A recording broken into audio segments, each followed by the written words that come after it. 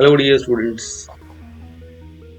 तो मैं वापस आ गया हूँ हमारे इस चैप्टर के सेकंड पार्ट के लिए, जो हम लोगों ने लास्ट क्लास में डिस्कस भी किया था।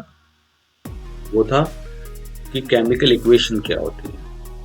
ठीक है, तो अब जो हमने जो पढ़ लिया है वो है केमिकल रिएक्शन क्या होती है और उसके कैरेक्टरिस्टिक्स क्या होती है। अगर आपने वो वीडियो नहीं देखी तो आप प्लीज जाइए इसी की प्लेलिस्ट में। ठीक है, इसी चैप्टर की प्लेलिस्ट है, उस प्लेलिस्ट में जाके आप वो वीडियो देख सकते हैं, so that you can get an idea कि what is a chemical reaction and what are the characteristics of it. Okay, now back to the topic, what is a chemical equation.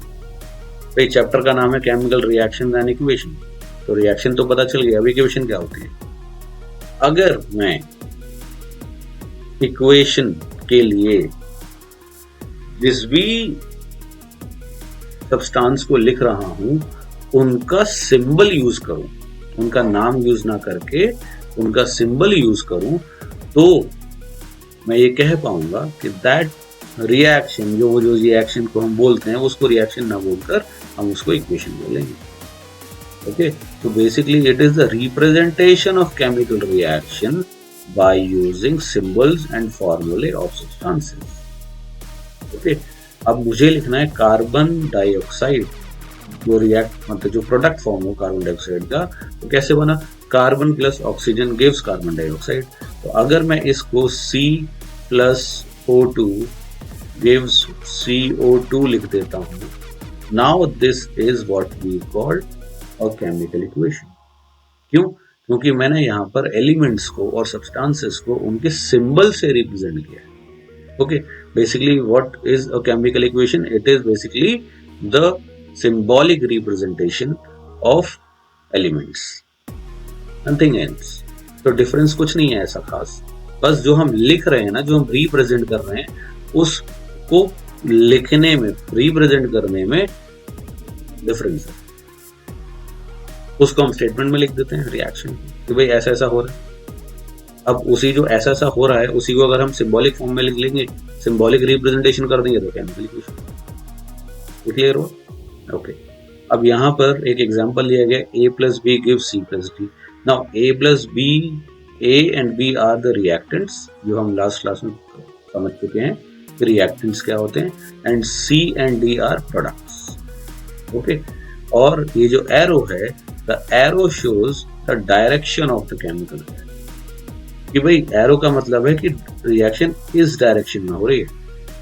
ठीक है, कभी कभी क्या होता है, आप देखेंगे एक इस तरीके से एरो भी विजिबल होती है। ठीक है, तो ये इसको बोलते हैं रिवर्सिबल रिएक्शन, कि वो आगे भी हो सकती है, मतलब रिएक्टेंट से प्रोडक्ट भी बन सकते हैं और प्रोडक्ट से रिएक्टेंट भी बन सकते हैं। तो ऐसी रिएक्शंस के लिए जो सिंबल होता है वो ये वाली एरो होती है। ये क्लियर हुआ? तो केमिकल इक्वेशन क्लियर हो गई, इसमें तो कोई प्रॉब्लम नहीं है।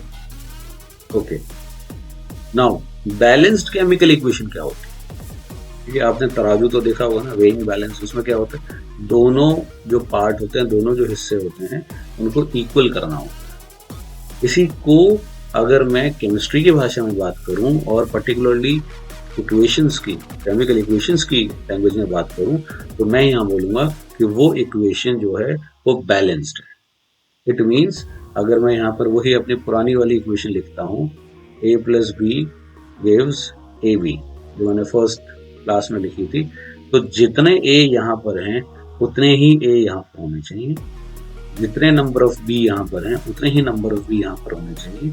तो मैं ये कह पाऊंगा कि ये एक जो है बैलेंस्ड केमिकल इक्वेशन। ठीक है, एक सिंपल सी एक इक्वेशन लेते हैं। ठीक है, और उससे आपको थोड़ा सा और क्लियर हो जाएगा। अब मान लेते हैं हमारे पास एक इक्वेशन है H2 plus Cl2 gives what, hydrochloric acid. अब देखो हाइड्रोजन यहाँ पर कितने हैं, 2 हाइड्रोजन, लेकिन यहाँ पर कितने हैं, 1 हाइड्रोजन। इसका मतलब ये बैलेंस नहीं है। बैलेंस का मतलब क्या होता है कि जितने भी एटम्स यहाँ पर हैं हर एक चीज के, उतने ही यहाँ पर होने चाहिए। तो अगर मैं यहाँ के 2 लगा देता हूँ, जो कि मैं आप आगे जितनी भी हमारी क्लासेस होंगी उसमें समझाऊंगा, पर्टिकुलरली एक पूरी वीडियो होगी बैलेंसिंग पर। अगर मैं यहाँ पे वैसे 2 लगा देता हूँ तो ये 2 हाइड्रोजन होगा और 2 क्लोरीन होगा। अब यहाँ पर भी 2 हाइड्रोजन है 2 क्लोरीन है। अब हम इसको बोल पाएंगे कि ये एक बैलेंस्ड केमिकल इक्वेशन है, ठीक है। अब अगर मैं इधर बात करूँ तो यहाँ पर Zn कितना है 1, यहाँ पर कितना है 1, है ना। यहाँ पर हाइड्रोजन कितना है 2, यहाँ पर हाइड्रोजन कितना है 2, सल्फर 1, सल्फर 1, ऑक्सीजन 4, ऑक्सीजन 4। तो इसका मतलब ये एक बैलेंस्ड केमिकल इक्वेशन है। तो बैलेंस्ड केमिकल इक्वेशन का मतलब क्या होता है कि जिसमें number of atoms both the sides are equal, ठीक है। अब इसको बैलेंस करने की जरूरत क्या है, ये एक इंपॉर्टेंट क्वेश्चन है जो इस सेशन में, मतलब जो लास्ट सेशन हुआ था उसमें बोर्ड्स में भी आया था। ये सेम, ये जो पूरी स्लाइड आपको विजिबल हो रही है, एक पूरी स्लाइड जो है वो 4 नंबर में आएगी। क्वेश्चन क्या था, what is a balanced chemical equation, जिसका आंसर ये है, and why do we need to balanced a chemical equation, ठीक है। उसका आंसर ये है, to verify the law of conservation of mass, ठीक है। जो law of conservation of mass है उसको हमें वेरीफाई करना है। और ये मास क्या कहता है, मतलब ये लॉ क्या कहता है, ये लॉ ये कहता है कि mass neither be created nor be destroyed in a chemical reaction.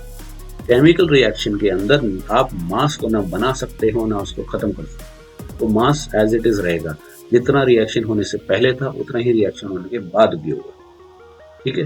तो अब हमें अगर इस लॉ को वेरीफाई करना है तो हमें इक्वेशन को बैलेंस करना है, ठीक है। कि दोनों साइड में हमारे जो मास है वो सेम रहे, तो हम उसको इनडायरेक्टली कर देते हैं कि नंबर ऑफ एटम्स जो है वो दोनों जगह सेम होने, दैट्स इट, काम खत्म, ठीक है। ये क्लियर हुआ। तो ये बहुत इंपॉर्टेंट स्लाइड है, इसका एक स्क्रीनशॉट भी आप ले सकते हो, इसको अच्छे से ध्यान से समझ लेना, ओके। ये क्लियर, ओके। नाउ अब बैलेंस्ड केमिकल इक्वेशन पढ़ लिया तो अनबैलेंस्ड क्या होगी, सिंपल है, उसका बिल्कुल उल्टा। अनबैलेंस्ड का मतलब है कि जो नंबर ऑफ एटम्स हैं वो बोथ द साइड्स इक्वल नहीं होंगे। रिएक्टेंट के पास जो एटम्स हैं और जो प्रोडक्ट्स के पास हैं उन दोनों का जो नंबर है वो इक्वल नहीं होगा। जैसे यहाँ पर देखो Fe 1 है, यहाँ पर Fe 3 हो गए, हाइड्रोजन यहाँ पर 2 है, यहाँ पर हाइड्रोजन 2 है, ऑक्सीजन यहाँ पे 1 है, यहाँ पर ऑक्सीजन 4 हो गए। तो यहाँ पर जो नंबर ऑफ एटम्स हैं दोनों साइड में हर चीज के इक्वल नहीं है। हर एक सब्सटेंस, हर एक एलिमेंट का जो नंबर ऑफ एटम्स है दोनों साइड में वो इक्वल होनी चाहिए। ऐसा नहीं कि 2 के इक्वल है 1 का नहीं है, नहीं, वो अनबैलेंस्ड होगी। अगर 3 एलिमेंट्स हैं तो तीनों के दोनों साइड में जो नंबर ऑफ एलिमेंट्स हैं वो इक्वल होनी चाहिए, number of atoms, sorry, number of atoms जो है वो इक्वल होने चाहिए, ठीक है। Left hand side equal to right hand side, ये तो मैथ्स हमने पढ़ा है ना, LHS इक्वल टू RHS, तो वही कॉन्सेप्ट हमें लगाना है। ये क्लियर हुआ। तो बैलेंस्ड केमिकल इक्वेशन समझ में आ गई, अनबैलेंस्ड केमिकल इक्वेशन समझ में आ गई, सबसे इंपॉर्टेंट केमिकल इक्वेशन क्या होती है वो समझ में आ गई, ठीक है। केमिकल रिएक्शन और केमिकल इक्वेशन में डिफरेंस जो है वो भी क्लियर हो गया, ओके। आई होप आपको ये कॉन्सेप्ट समझ में आया होगा। Thank you.